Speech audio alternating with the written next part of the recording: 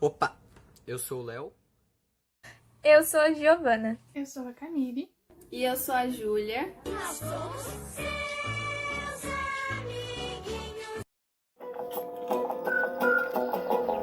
Eric Arthur Blair, mais conhecido pelo pseudônimo de George Orwell, escritor e jornalista inglês, era conhecido pela forte crítica que ele fez ao sistema socialista, através do livro A Revolução dos Bichos, que é considerada a sua obra mais importante e popular.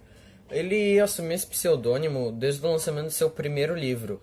Por isso, a maioria das pessoas que realmente sabiam seu nome ou eram da família ou eram amigos bem próximos que conheciam ele antes da fama. O nome dele surgiu após uma grande reviravolta na sua vida, depois dele vivenciar vários conflitos armados enquanto ele estava servindo no Império Britânico. O seu sobrenome, Orwell, veio do rio Orwell, que deságua no sudeste da Inglaterra. Sobre a influência brasileira na vida dele, uma gaúcha chamada Mabel Lillian Sinclair Fiers, filha de um casal inglês que se mudou para a Inglaterra aos 17 anos, foi uma figura de extrema importância na vida dele, tanto profissional quanto pessoal. Foi ela que convenceu o editor Leonard Moore a publicar em 1933 o primeiro livro dele. A Revolução dos Bichos, escrita por George Orwell, apresenta uma série de metáforas que remetem ao período histórico em que a obra foi escrita. Então eu vou deixar para minha amiga Gi falar um pouco sobre esse assunto. A Revolução dos Bichos foi escrita no final da Segunda Guerra Mundial, em 1945, se eu não me engano, e foi publicada na Inglaterra. Nesse período, o mundo vivia uma grande tensão, pois ele foi dividido em dois blocos, o capitalista e o socialista.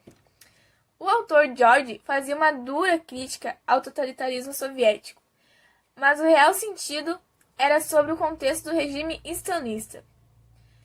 Com o personagem Napoleão, que foi baseado em Stalin, o autor faz uma crítica sim, devido à administração corrupta de Stalin. E vale lembrar também que na época Stalin era querido e adorado pelo povo britânico e também pelo governo. E por conta disso, muitas editoras recusaram em publicar o livro A Revolução dos Bichos. Então, o Sr. Jones é o fazendeiro da granja. Ele liderava e explorava os animais, porque ele ligava mais para o lucro do que para as condições de vida desses animais. O Major é um porco cheio de ideias. Foi o primeiro a tentar reunir o grupo em uma sociedade autônoma e igualitária. Ele que deu início à Revolução. Infelizmente, ele morreu no começo do livro, mas seus pensamentos e objetivos continuaram sendo seguidos. Dizem que esse personagem foi inspirado em Karl Marx, um idealista que mobilizou as massas e faleceu sem ver os resultados da sua revolução.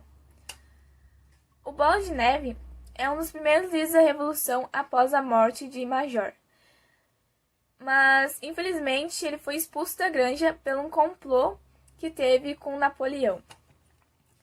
Napoleão era um autoritário e egoísta. Após fazer isso tudo com Bola de Neve, de expulsar ele para ganhar a liderança, ele agiu de uma maneira corrupta com os outros animais. Costumam se associar essa figura do Napoleão com Stalin, que ele havia traído os princípios da Revolução e possuía uma personalidade violenta. Basicamente, a história que o livro Revolução dos Bichos nos conta é uma história que se passa na Granja do Solar, que fica na Inglaterra. Essa granja ela pertence a um homem chamado Sr. Jones. Nela, dentre os vários bichos de fazenda que vivem lá, tem um porco muito experiente chamado Porco Major. Esse porco estava muito cansado de trabalhar para um humano e passar a vida fazendo isso. E queria uma revolução, queria trabalhar para ele e ter as coisas dele como animal. Então, ele convocou uma reunião com todos os animais da fazenda e todos concordaram em fazer uma revolução para tirar o Jones da fazenda, para eles viverem ali em harmonia, sendo todos iguais e tendo seus direitos, suas comidas, trabalhando para si e não para um humano. Depois de um tempo, o porco major ele morreu, mas a revolução continuou porque os animais seguiram firme nessa ideia de que ela ia funcionar e conseguiram tirar o Jones da granja. Depois disso, os animais tiveram que tomar algumas decisões sobre como que ia funcionar a questão da liderança do grupo naquele local. Os porcos foram escolhidos como líderes por serem mais inteligentes, ou seja, saberem ler e escrever melhor do que os outros. Entre os porcos tinham 2 que se candidataram para serem líderes, sendo esses o Napoleão e o Bola de Neve. O Bola de Neve foi o eleito pelos animais todos, pela maioria, mas o Napoleão não. Porém, ele liderava também, mas ele contradizia tudo o que o Bola de Neve dizia, então tinha sempre esse conflito entre os dois. Depois de muito tempo, o Napoleão ele começou a vir com boatos de que o Bola de Neve era um impostor e que ele trabalhava para o Jones. Assim, ele conseguiu que todos os animais fossem contra o Bola de Neve e que ele fosse expulso da granja.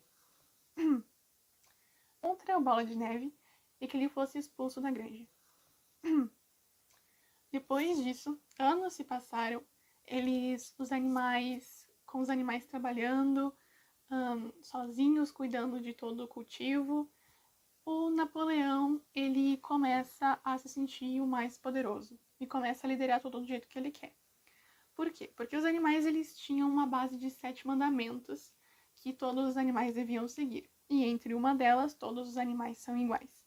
Mas para Napoleão não era assim. Napoleão era o maior porque ele era o mais inteligente.